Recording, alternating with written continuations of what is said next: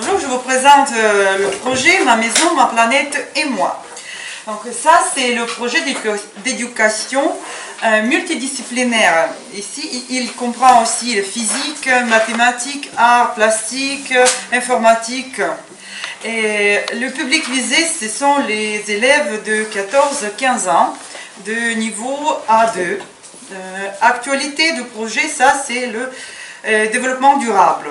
Et durée, c'est l'année scolaire, 9 mois, parce qu'il y a beaucoup de travail.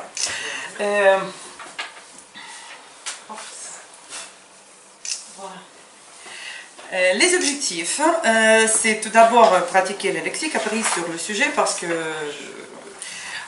tout d'abord, avant tout, je suis professeur de français.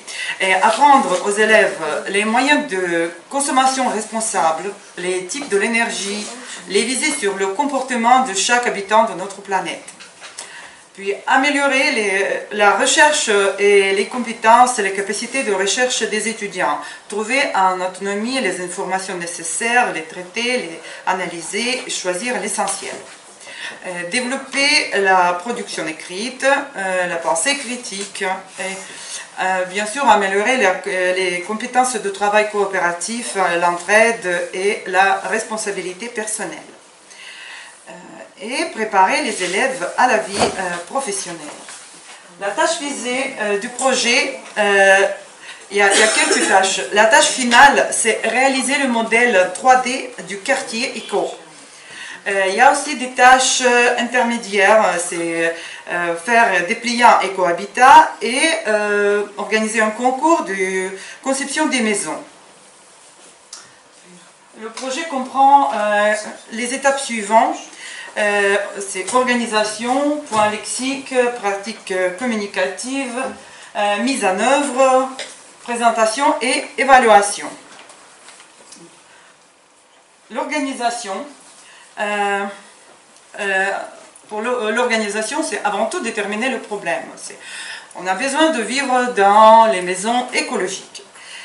Puis former les groupes, je prévois 3 groupes d'élèves. Puis fixer les tâches finales et les tâches pour chaque groupe.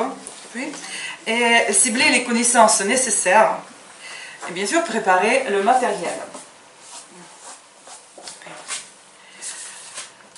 La mise en œuvre comprend tout d'abord le travail en groupe. Le premier groupe, ce sont les physiciens écologues. Qu'est-ce qu'ils doivent faire? C'est analyser les impacts de l'habitat sur l'environnement, déterminer les paramètres de la maison éco, et préparer un schéma de la maison éco, et rédiger un dépliant éco-habitant avec des conseils comment rendre notre logement plus écologique. C'est comment utiliser l'eau, l'énergie verte, trier les déchets, etc.